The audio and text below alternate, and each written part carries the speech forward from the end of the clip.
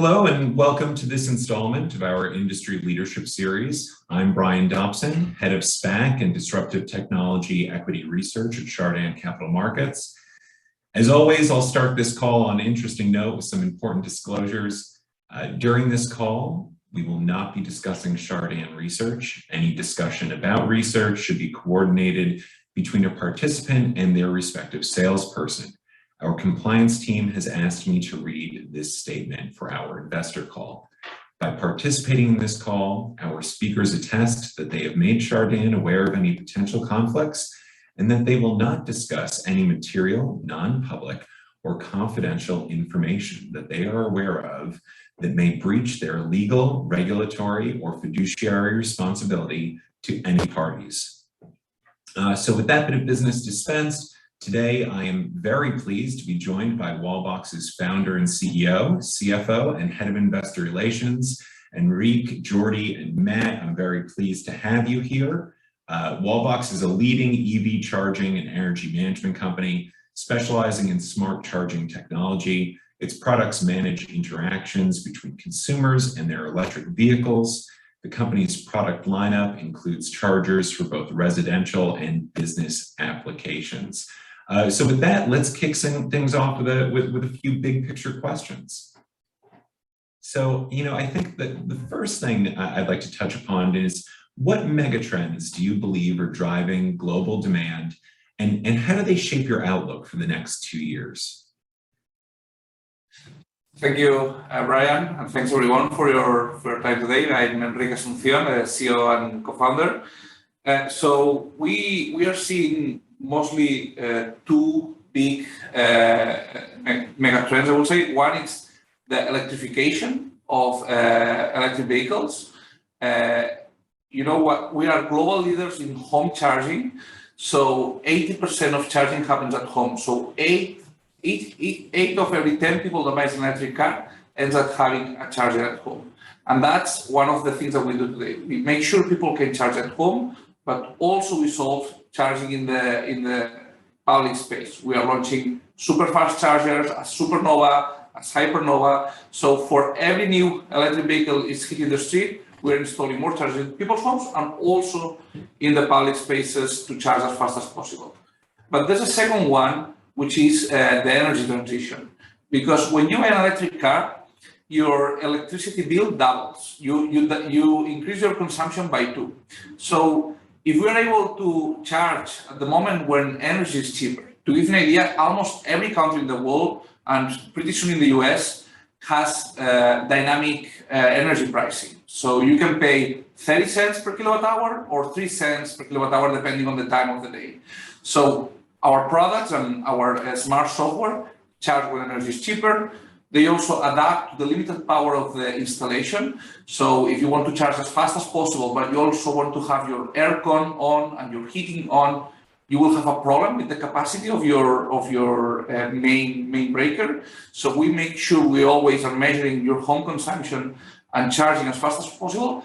And most importantly, we see the electric car as a storage for the home and storage for the grid. An electric vehicle battery is a massive battery that can power a home for up to 4 days. And we have the products that not only let you charge the car, but also discharge the car and power your home with the EV battery and or power the grid with that. So EVs and energy transition is what we are making possible. That's excellent. And I guess to further expand on that, how have you positioned Wallbox to really prosper in that environment? You mentioned your product offerings for both residential and business. How do you see yourselves growing over time with the market? So maybe Jordi, you can explain how we see the. Well, basically, in these channels, it's approximately 40%.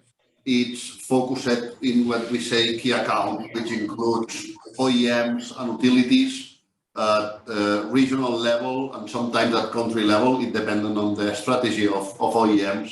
The other 40% is what we say mid-markets. This is our own channel of distributors and installers, where we are distributing to more than 100 countries. This is our this strategy that has been built in the last 3 years, that it's giving us a significant global presence. And the rest, 20%, it's divided between our e-commerce, our online shop and marketplaces, and direct sales to final customers for projects. And this is how we believe is evolving the market, principally in Europe last years, and in US we are beginning having strong presence in e-commerce because we are taking some time in order to build strong relationship with distributors and OEMs. This is something that we are quite confident that in not many time we will be able to announce how we have been recently in US a couple or 3 significant partnerships, and we are hoping to expand in order to maintain this 40-40-20, which we believe is a key success factor for the company. Not only the global footprint, also the diversification of these different channels. Yeah, so I will add, basically we have 3 main vectors of growth. As Jordi was saying, global expansion. Being in 100 countries is key, and we are seeing today that new countries are growing. So the US last year, we just entered the market. Today, this first quarter has been almost 10% of our sales, I think 9% of our revenue. The second one, it's new product segments. You were pointing out, Brian, home charging, fast charging, and business charging. So every time we launch a new product, we are going to a new addressable market. So now with Hypernova, there's going to be even a bigger addressable market for highways. We increase our capacity to grow. And the last one is the recurring revenues, which is the energy management, the fees we can make by servicing the product, or our software platforms that allow you to manage your charger if you are a company or a fleet. Hey, Brian, the only other thing I would want to add is that when you look across the space that we're in, most of the competitors are positioned as an industrial device on a wall in a garage, right? And that couldn't be farther from the truth for us. This is a consumer electronics device. There's an enormous amount of design and R&D that goes into it, and an enormous amount of software embedded in that device. So our goal is to be the brain of that energy system within the home. And I would say, as you look across the space, there's a clear differentiation in how we position our products and how we invest in our R&D versus others in the space as well. Yeah, I think that's a great lead-in for my next question, which is, how would you describe the industry's competitive landscape right now, and how do you expect that to evolve over time? So one of the we have, I think, 3 big strengths. Actually 4. One is our global presence. This is key. Car manufacturers, utility companies want partners that can support them in every country where they are. And what we see is that there's a lot of local players. I have counted around 72 charger manufacturers, but most of them, 90% of them, are confined into a country. So when we are competing with them, they are only local players. But car manufacturers, utilities, or big distributors even look for multi-country and multi-state players that can support them. So that's one key. And today we are the only fully and truly global company that operates in the US, in Europe, and in APAC. So that's one thing. The second one is the vertical integration. And this is key compared with others for 2 main reasons. One, it's our capacity to manufacture. What we are seeing today in the market is that our main competitors have lead times of weeks, or even some of them for fast charging, even a year to deliver. And that doesn't mean that they are selling a lot.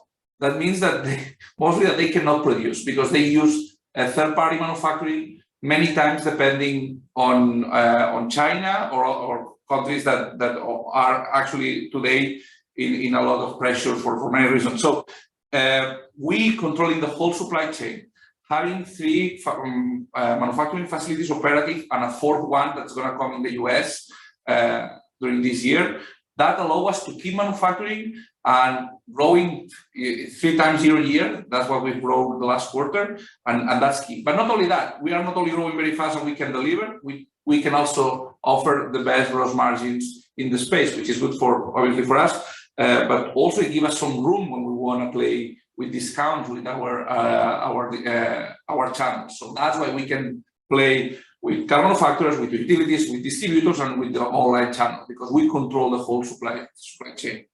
The next one is the focus on the brand and the brand equity. That's the third pillar of when we compete. We have product design. We have a strong brand. We are investing in advertisement like the Super Bowl this year. So we are building this brand equity. We don't do white label. Most of our competition white label their products for every customer. We don't do that. We sell under our brand, and building this brand equity. That's also a thing that allows us to keep these gross margins. People want our product and choose our product. And the last one is the energy management and recurring revenues at the end. We are the only company that focuses on using the car as an energy tool and having bidirectional chargers. There's a lot of people that say that we'll have it, but today we are the only one where you can buy a bidirectional charger. And actually today, 80% of the chargers we sell have activated an energy management functionality. So this is not something few people use. It's a very common functionality in all the thousands, actually 50,000 chargers last quarter. 40,000 of them have activated energy management. Ryan, it's probably also important to point out that we're not owner-operators, right? There are other names in the space that are. That's not our business model. Our business model is to develop and distribute, right, very smart hardware and software to the market, focused today on the home, and as we make our way through this year and next year, moving into the public and semi-public space, right? So we're not owner-operators. Yeah, I think that's an important distinction. And at this point, I'd like to remind our audience that if you'd like to ask a question, just shoot it to me via email or drop it, potentially drop it in the chat, but shoot it to me via email at bdobson@chardan.com. So let's talk about near-term obstacles. You recently pointed to OEM manufacturing constraint of electric vehicles as something that needs to be overcome near-term, but not a long-term detriment to the cycle. What do you see as the near-term obstacles for the sector? I think in general, all the supply chain issues are challenges, but for us, it's more, as I said before, an opportunity. I think we have been able to figure out how to keep gross margin, how to keep producing by having very good relationships with our suppliers and our team manufacturers. I think you pointed out today that we, after our call, we have been able to see our suppliers that we are a vector of growth for them. They can use us as a growth. So I think that's right, and that's why they are prioritizing us. But the other thing that I look the most is the capacity of the car manufacturers to produce cars. For fast charging, which is a big part of our growth the second half of the year, it doesn't really depend on EV deliveries. So we are able to install chargers regardless if EV cars are sold. But for home charging, that's important. And EV car manufacturers are prioritizing EVs. And if they are able to figure out how to produce more, Volkswagen CEO was saying on Monday that they are sold out of EVs because they cannot produce more. If they are able to do that, we see it as a potential even upset for us. But right now it's too early to say. We see that the demand is of the charge. Everybody wants to buy an electric car. Everybody is transitioning and they don't want to depend on fuel or want to transition the energy. But we want to be conservative because we are not seeing yet that car manufacturers are able to keep with the demand. So I wouldn't say this is it's limiting additional growth, actually. That's the way I see it. But we keep confident on our guidance, and I think that's what's important, that we are able to manufacture and deliver what we expected for the year.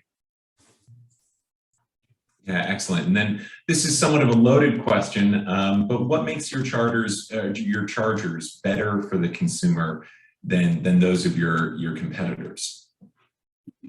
So again, I always say there's three things, but there is three things. One is the energy management and the simplicity on the energy management side. So when you buy the charger, you just plug it you put it in the wall. It's actually, you don't even have to open it in the US. You just two screws and you have it in your wall already, and it connects to the smart meter of the home. It automatically adapts to the power in the installation, and you can even ask the charger to charge when energy is cheaper. All of this in a very easy way. You don't need to look to connect to third-party platforms or so on. Everything is off the shelf because we're a consumer electronics company more than an automotive company. So we are the only ones that come from the home that we are able to create this consumer electronics approach. Second one, and it might not look important, but it is very important, is the design. When you buy a car, you want to have close to the car something that looks nice. You know, the car is a beautiful piece of design. Normally, you want a nice looking charger. We are very compact. We are very. We have been awarded with the best design awards, and that's again coming to the consumer electronics approach. Okay, and the last one is the bidirectionality that some of our products have. That's for home charging, especially, which is we are the only available charger today that's bidirectional. There's some prototypes. Many of them, they are 200 kgs in weight. They cost $10,000. We have a product that you can buy for $2,500. You put it in the wall. It's this size, and it saves you from buying a battery that it will cost you $10,000, a solar inverter that will cost you another $3,000, and a charger that it will cost you $1,000. So with a single device, you have everything you need at home: storage, production, energy production, and energy management. That's our bidirectional charger.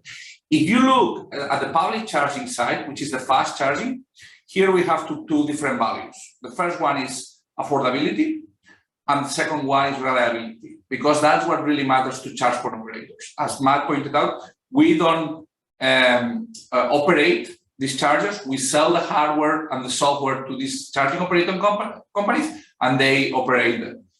But what they want is cost and reliability. And we have been able to achieve that thanks to all the experience we have from making the bidirectional charger. As I was saying before, Quasar, which is our bidirectional charger, these products were huge and very heavy and very expensive. We have the technology today that allows us to make power electronics very compact using silicon carbide MOSFETs at a very high frequency and very affordable. And we have translated this to high power charging.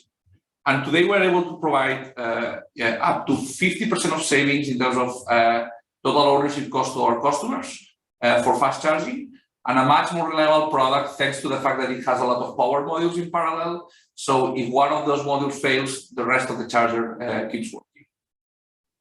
Also, perhaps connectivity, no? We having not only Wi-Fi, also Bluetooth connectivity in our charger, something that makes difference from some of our competitors. Yeah, you're right. So when you look at car that's mostly for car manufacturers and utilities. And for example, in China, that was very important for Hongqi, which is the Chinese brand for the government Chinese car manufacturer. You know, I'm talking about all these chargers connected, but you know what? Most of the chargers are in -1 underground floors. They don't have Wi-Fi available. So it's very important that we have one thing that is our Bluetooth connectivity. So every time you get close to the charger, even if it doesn't have internet access, 4G or Wi-Fi, it downloads the data to the phone and sends it back to our cloud and to the network. That's excellent. Thanks for that robust description. Certainly a lot of value there. So as you're thinking about your key geographies, for investors that are not as close to this story, could you break down your major markets by geography, and which markets are you excited to enter over the next year or so? So maybe I could give exact percentages. Do we have them here? No, we had the growth of the main important markets. Well, so a big percentage today, I would say, is more than 80%, 85%. It's in Europe, and at around 10% is in the US, 5% or 4 point something percent is in APAC, the APAC region, and the last 1% is LATAM, okay, so South America. We are seeing massive growth from all the markets where we have been entering last year. So last year, we entered in the US in February. Today, it's 10% of our sales. So it shows you how fast we are able to grow a market. It's actually growing on a year-on-year basis 10 times the US versus Q1 last year. Obviously, it was the first quarter, but we will see more than 3 digits percentage growth in all those markets because these are new markets. So the US, France, the UK, Sweden are also big parts of our growth. Main reason in these other 3 countries where we were already last year, we have built local offices, and now we are able to provide local marketing, local service, so that creates more trust to the customer. So that also we're seeing accelerate more our growth is this fully local presence. I'm very excited about New Zealand and Australia, where we are also on track on opening an office in Australia. So that's also a market we are providing over the 300% growth also. So this is very good. And Brazil also is growing nicely in LATAM, together with Chile, where we are with a partner called Copec, which is a utility company. So everywhere in the world, but I think Africa is going to be all the Middle East and North Africa region is going to be very interesting. We are seeing very cool projects happening in Dubai, Israel, South Africa. So I think looking at the next year, apart from obviously our biggest markets that still are growing at 300% or more, we see Africa as exciting, and the Middle East also. That's excellent, thank you. And then in total, how do you expect the total addressable market to grow over the next year or so? You mean in what, in million euros? Units. Yeah, in terms of your total addressable market growth, I guess, what rate of growth are you expecting there? So Bloomberg New Energy Finance, it is a common industry source for forecasts, and by most accounts, those forecasts have the EV market growing at somewhere doubling, right? Somewhere between 80 and 120% per year. Right, we have been growing at least twice that number. So I think the addressable market is growing really, really nicely. I think that there is an enormous amount of opportunity, and certainly as we enter new countries and release new products, I think it's only provides upside from there. And also in public charging, as Enric mentioned, what we are seeing in the United States from federal administration, Biden plan, but also European Union, they are doing a significant effort in terms of fast charging infrastructure. We have seen also in the United States with school buses, with highways, that there is a significant interest to build this infrastructure. European Union is applying the Green Deal when they are, of course, trying to take more opportunity of renewable energy and avoid dependency of external gas or petrol. Significant effort in electrifying the mobility, and with that, the addressable market goes not only to the final consumers of EV, also for the institutions and governments that want to provide their own communication infrastructure with a significant amount of public charging infrastructure and ultra-fast charging. Then there I see that we can have a significant advantage in the next 2-3 years and increase, of course, our addressable market, not only to the final consumers of EV, also for public and and administrations and institutions. Yeah, I'm sorry to add to that, but you know, there's the EV growing market. There's what Jordi is saying, which is the fast charging, so that almost doubles in the short term. And then it's all the energy transition. So you buy an electric car, you think on installing solar panels, installing a battery, and that for us, again, almost doubles our addressable market because we are now not talking about electric cars, we're talking about home storage, we are talking about Quasar, about solar inverters. So, you know, it makes the market even bigger. So these are the three main vectors of market growth we are seeing. Excellent, thanks. And then in terms of EV adoption, let's touch upon that for a little bit. You know, what stands out to you in terms of changes in the pace of EV adoption over, you know, call it the last few months? Are there any trends you'd like to call out? I think we are seeing it a lot in Europe lately after, especially with the current geopolitical situation. People start, you know, doesn't want to be as dependent on fuel or gas even, you know. And an electric car, when paired with solar panels, it gives you back something we had 100 years ago, which is feeding a horse with the grass of your backyard. Maybe it sounds weird, but actually it gives you a strong independence, and it gives you a lot of power when managing your energy at home. And for the first time, you can save a lot of money while having all the power and all the energy that you need. So we see a huge trend of, for my point out, of more people buying electric cars because they see this as a better way to solve prices of energy and to be less energy dependent. And that is pairing again with solar panels and storage. So we are seeing this in Europe, and in the US, a very compelling story that we are seeing it works very well is when we talk about backup. So thanks to Quasar 2, you can, in case of a blackout, you can have a backup generator using your electric car. So I don't think right now in the US doesn't resonate as much the energy, this energy independence or this energy transition, but when we told people about backing up power in case of a blackout, that resonates a lot and works very well. So I think we're seeing those two trends in the short term really accelerating the market.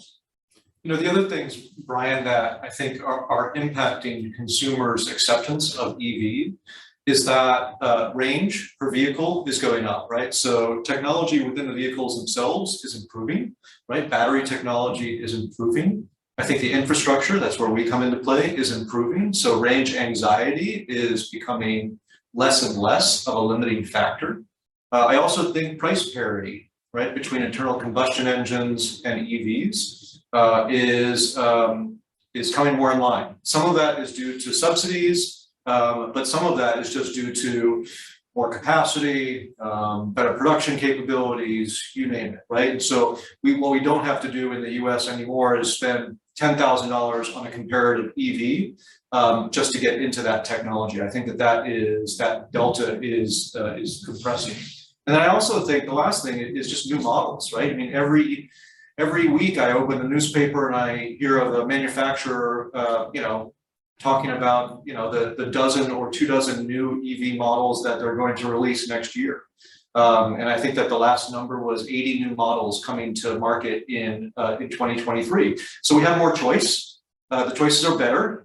The choices are more affordable. And I think that that's breaking down a lot of the barriers that most folks have had to adopting the technology. And not only that, also regulation. Yeah. I believe that, you know, European Union has a mandate of Parliament that from 2035, 100% of cars sold in Europe that will be sold in Europe will be EVs. And if I'm not wrong, 2040, there is also an aggressive plan in the United States that a significant percentage of EVs sold will be electric ones. No, then if we have the regulation and the strong commitment of OEMs in terms of launching new models, and it seems that 2035 it's very far, no? But it means that probably in 2, 3, 4 years when a final consumer wants to acquire a car, it will have significant and reasonable doubt about which will be the life of the model that I'm acquiring. No? If in 4 or 5 years it will not be possible to just resell as a second hand, but honestly the fair value will go down very, very quick. Yep. Right now, very, very interesting point there. So let's touch on your software offering for a moment. You help businesses, individuals, and public entities manage their charging and payment options. What do you see as the opportunity for asset-light fees in that segment? And really, what's your ultimate vision for that business unit?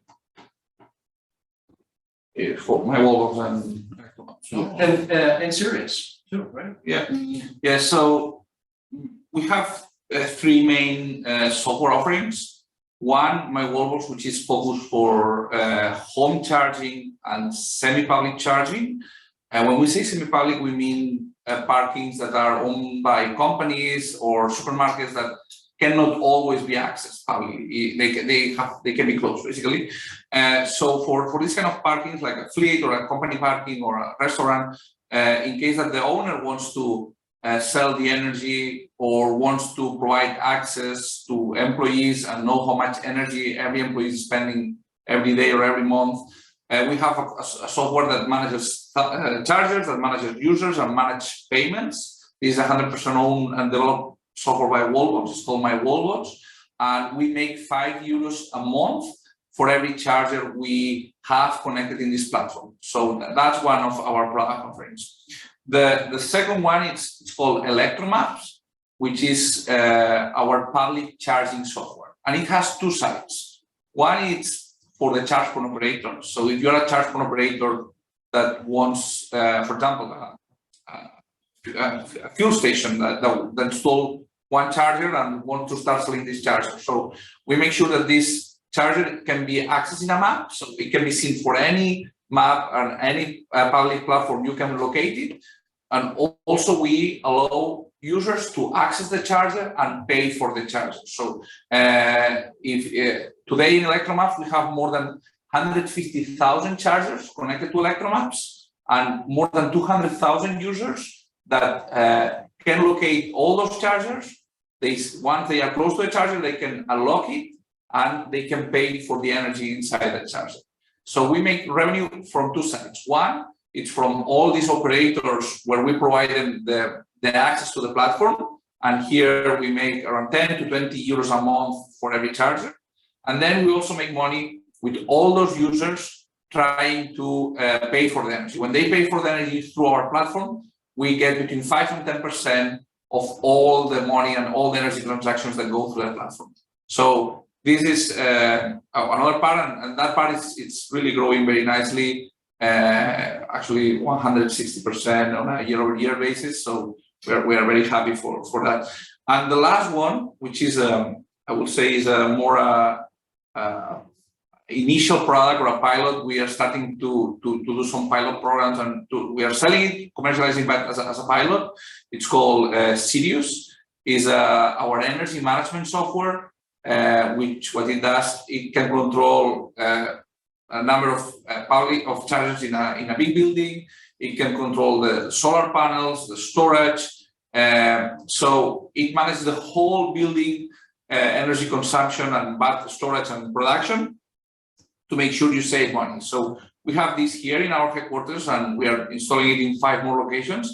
And what allows us is to save capex. So we had to upgrade the power in this building. That was costing us around €500,000 because there's a limited available power also for companies. We save around 50% of that by adding this software, and also we are saving on the energy. We are saving 20% of all in our utility bill every day, 20% of the energy. So we are seeing lots of locations that, on factories especially, that would like to upgrade the power. They cannot because there's power limitations. So adding few electric cars and a smart energy management software like Sirius, we can solve the problem and even save them money. So right now it's in a pilot phase. We are installing a few of them, and we hope we can create a recurring revenue model behind it. we will keep you updated with that. That's excellent. Thank you. So shifting over to sales channels, you offer your chargers through a variety of channels, including Amazon, Napa, City Electric Supply. I guess, what are the strengths of that strategy, and do you envision adding additional sales channels going forward? Yeah. As Jordi pointed out, at a global level, when you look at our consolidated sales globally, around 40% of oil sales go through car manufacturers and utilities. Okay, so I don't know, Mercedes wants to resell the charger, so we sell to them and they resell it in the car dealerships. Or Iberdrola, which is a utility, and we have many utilities, buy from us and resell to their customers. That's 40%. Another 40% is what we call mid-markets, which is installers and distributors that can resell the product to retail stores and to electricians, and that's another 40%. And we have a bunch of them in every country. So we have 4 or 5, depending on the country, 10 in big countries or 20. So this is another channel for us. And the last one, which is around 20%, are direct sales. So as you pointed out, Amazon.com, Wallbox.com, sales that we directly do to the customers, normally online. When we go to the US, which is an important part of our growth, we are seeing what we always see when we go to new markets. So the first year, almost all the sales were from the online channel, because when we come to a new country, and we are very good on expanding into new markets, we're in 100 markets. The first thing we do is we open the website, and if it has an Amazon or whatever marketplace, we open the marketplace. So that's the first thing. We do some campaigns, and that's how we start building the brand. First thing. The second thing we do is we look for the distributors. So we look for a partner that has capacity to install our products and has capacity also to co-invest with us to build more brand. So co-invest on adding our products in retail stores, to invest in campaigns of advertisement on the TV, or depending on the status of the market, or it can be online. And finally, once we have created this network of installers, this network of partners that make sure we can install our product anywhere in that country, we go to the utilities and to the car manufacturers. And then it's very easy to sell our product, because they have the peace of mind that every time they sell a car or they sell a utility contract, we can go then and install it through our partners network. And in the US, it's happening exactly the same.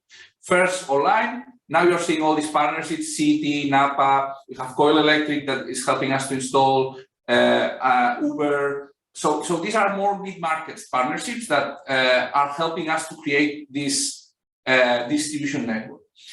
Obviously, since the day one we started, we have been working on having these relationships with car manufacturers and utilities. And I'm looking forward to tell you more news about that. But it's normal. It takes time to mature. Our online sales is one day. Mid-markets or distributor, it takes us 3 to 6 months to close the deal. A car manufacturer or a utility company, it takes 1 year to 18 months. And that's normal, and that's what's beautiful, because then you start to see the growth. Last year, almost 100% of the sales were B2C.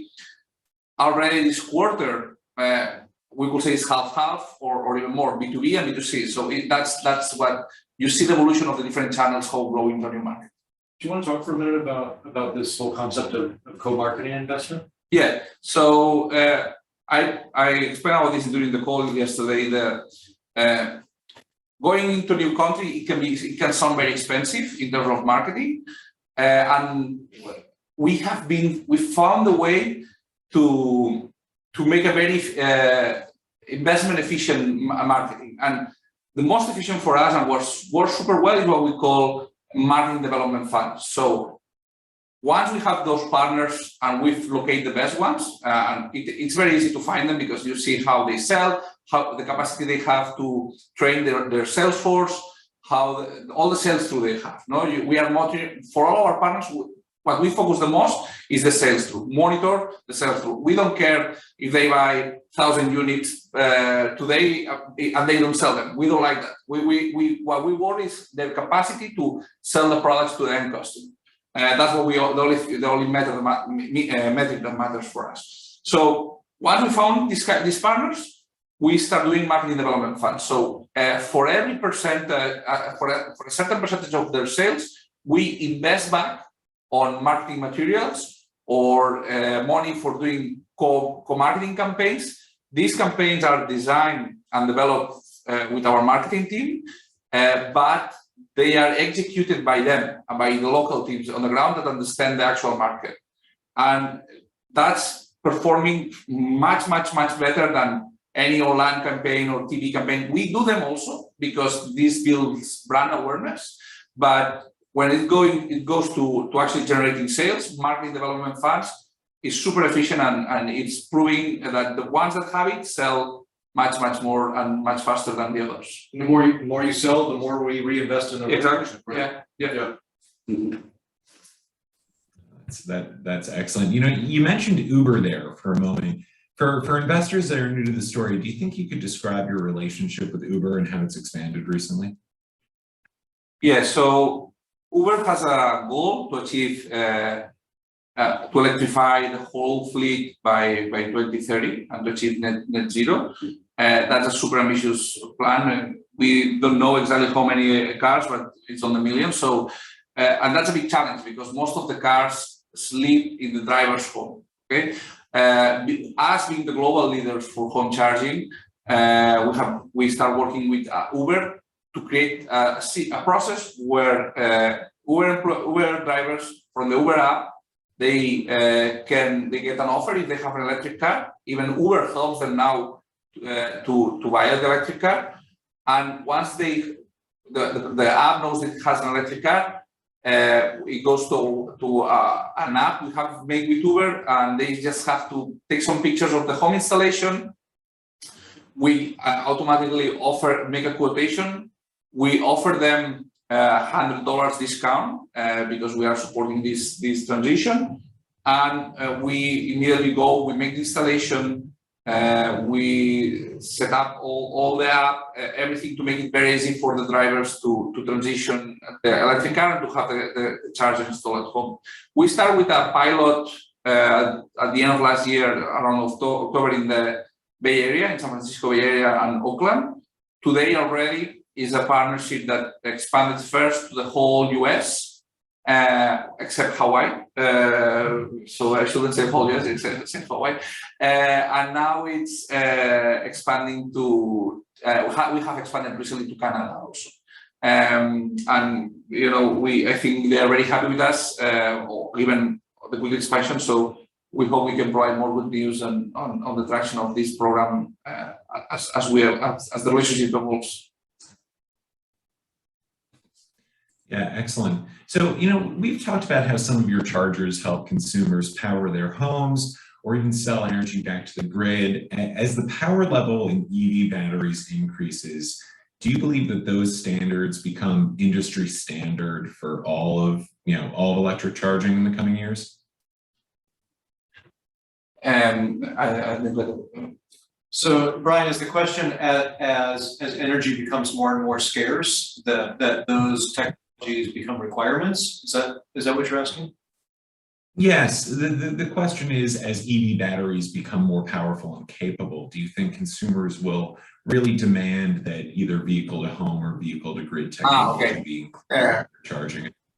Yeah, great. So I think first, the bigger the battery, the better for the industry, obviously. The better for home charging, because today 80% of charging happens at home, but if you have a battery that can drive 100 more miles or 200 more miles, that means that the times that you will need to go to a public charger are going to be less and less and less. So this only helps, I think, home charging when theirs is the cheapest and the cleanest and the more renewable. Also, the bigger the battery, also the faster you can charge the car, because you have you can have more power to charge a specific car. It's like the pipe gets bigger as a comparison. So that means also that there's a lot of opportunity on developing chargers that get faster and faster and faster, and the technology will have to be in evolution. So today we are talking about 350 kilowatts or 400. If batteries get with more capacity, it's not going to be crazy. It's going to be 500 or 600. So power will have to increase, which will create other problems in terms of the actual grid's capacity. So I think here storage again is going to be very important on how to reduce the stress on the grid. And the bigger the battery, also the more opportunities we have for the energy transition. By 2030, we expect that all the storage that you will need to transition the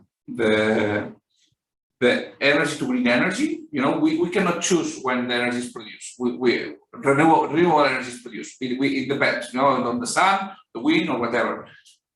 With all the electric cars we'll have in the market expected, almost we'll be able to store all this energy that will be need to transition to support the grid. So the bigger the battery, the more capacity, the more sense it makes vehicle to home, the more sense it makes vehicle to grid. So it all accelerates EVs, home charging, and energy management. So it's very positive. Great, excellent. So we've received many questions from the audience. As I compile those questions, I'll close with one of my own, which is, what makes your company a good long-term investment? And I'll get together the Q&A now. If anyone has any additional questions, please feel free to either drop them in the chat or email them to me directly.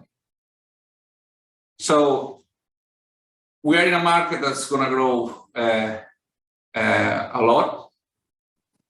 We are leading the technology in this sector, the EV transition and the EV charging. We are actually a driving force behind it. So only charging cars is already a massive business, and we are set to lead that. And that's we have to install millions and millions and millions of chargers. Only 2% of the chargers that have to be installed of all the chargers that have to be installed this decade in the world, only 2% have been installed. So we have a massive opportunity only this decade. That's great. But we are not only here. We are talking about the next thing. The next thing will happen the next decade and this decade, which is the energy transition. And we are perfectly positioned in the middle between the car and the installation, with the technology that allows you to charge and discharge the car. Use the car as a storage, with the technology that allows you to make the charger as a producer of energy using solar panels. So we are the only company that is today in the changing wall of the car, in the changing wall of the energy, and also in the changing wall of the home. And these are the three biggest changing walls, and we're in the middle, and we are leading that. So that's why we are a great investment, not only for this decade, but for decades to come. Great. So let me start with our first audience question. One member of the audience would like an update on the status of your manufacturing plant in Texas. So everything is on schedule. We closed at the end of last year all the designs of the plant. The order of the assembly plans was made also at the end of last year, and in around March or April, we start, not the construction because the building is already done. We had to do some modifications to the actual building, to our air conditioning, installations, offices, so that's also on time. We have a commitment from the builder. Actually, the company's building, we have been working with them already in Barcelona. The design of the facility is exactly the same, more or less, than the Barcelona facility that we recently inaugurated. So there shouldn't be any surprise here. The only thing we are doing is even accelerating this. I'm looking at all the supply chain issues that we could see in Europe, maybe in transport or suppliers, which we are navigating very well. But I still want to add more resilience to our supply chain by sending one of the spare assembly lines we have here in Barcelona that is certified for the US. We are going to send it now to the US. So we are not going to wait for the new assembly line that is being produced in the US to come into Texas. We are going to send one we already have here. So that allows us to maybe slowly, but before starting, producing, we are sending around 10 people as expats from headquarters, from our factory here in Barcelona. We are sending them to Texas. They already signed the expats agreement and they are looking forward to start in this assembly plant. It goes from supply chain, operations, processes, people. Even we have some actually people from the manufacturing line that, especially in the quality side, we wanted to send a couple of individuals because everything is positive also to train our quality standards there. So we have the people, we have hired the manufacturing director. We are now, the only management position is missing, I hope to close it soon, is the supply chain director for the US. It's not a big deal because we have capacity in Europe and we have been building already this supply chain in Mexico and the US, but we still don't have the responsible that's going to be in Texas. That's the only management position is missing. So everything is on track for the second half. I think August, September, that's where we should be to start producing the first chargers. Excellent. Thanks. I'll move on to the next audience question. How many and which electric vehicle car manufacturers are online with bidirectional charging, and who will be in the near future? And this participant also asks if those vehicles will be compatible with your Quasar charging unit. So today, Quasar 1, which is our first bidirectional charger, which you can buy today in the market, it has the Chardan standard protocol. That means that a few subset of cars can use this standard, which is Nissan cars, some Kias, Mitsubishi, so mostly Japanese cars. Okay. However, we've seen that Ford, Volkswagen, Kia, also with the new cars, even Tesla has been commenting about it, are going to allow bidirectional charging in the CCS standard, which is the standard that the American and European cars have. What we've done here is launch Quasar 2, and we expect to have it at the beginning of next year or end of this year, which is going to be compatible with CCS and it's going to be able to access some of these cars. The problem, we cannot have all the cars today compatible with bidirectional charging is because not all the car manufacturers have agreed on a standard. We have been working with many of them, and we are making products that are compatible with their car. And once we launch Quasar 2, we will make sure everybody knows.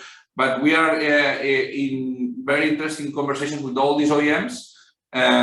We even starting to know how are they planning to manage warranties, which is going to be very positive. Right now, the warranties, the only way we do it was certifying our charger against them, but now it's going to be very clear for the customer that they can use bidirectional charging, which is the kilowatt hour, how it works. It's going to be a very transparent plan.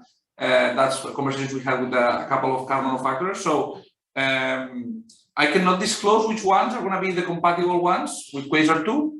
But I hope I can add more information soon once these relationships become public. Great. Our next question from the audience has to do with OEM or dealership relationships. They ask if you have any relationships that could help to sell chargers directly when a customer buys or leases a vehicle, an electric vehicle. So if you look at the global level, that we have a lot. For example, at Nissan, we work with them in 36 countries. With Volvo, almost every European country. Seat globally, Hongqi in China, BMW in a couple of countries, Mercedes in 5 European countries. So almost every car manufacturer will have agreement or global or local in a specific countries. In the US today, We still don't have a country-wide agreement, and that's because why I explained you before, but first online sales, then mid-market, and then will come the agreements with the car manufacturers that take more time to close. But we are already selling through car dealership networks with many OEMs. I don't have the detail of them. I think with some 4 car dealerships we are working, but they are specific car dealerships. So we found that it's very easy to go to the big car dealership networks that in the US are very common. You know, we actually were in the NADA Auto Show, where it's the main event for car dealerships, and we create a lot of relationships there. So today, we haven't disclosed which ones are, but you can buy our products from some car dealerships because we have built these agreements with them. But in the short term, we expect to give you more news on agreements we have with car manufacturers in the US. That's great. And our final question from the audience has to do with vehicle-to-house energy transfer. Do you believe that as electric vehicle batteries increase in size, that could eat into the, call it, home generator market? And is it possible for an EV to charge a home or to power a home for 4 days, given the electrical draws within the house? Yeah. So an electric vehicle has an average capacity between 60 kilowatt hours or 100 kilowatt hours. When you have these power walls, this normally is 10 kilowatt hours. So we are talking that electric vehicle battery is 6 to 10 times bigger than any storage battery you can have in your home. So that gives you an idea of how big it is. And the average home consumption, obviously a big home, it consumes much more kilowatt hours. But in Europe, it's around 15 kilowatts, and in the US, it's 20 to 25 kilowatt hour a day. So with that, you can use it as a backup generator. We have been doing a study. The average blackout, if I'm not wrong, is 4 hours or 4.5 hours. So you can use the generator. It's gonna be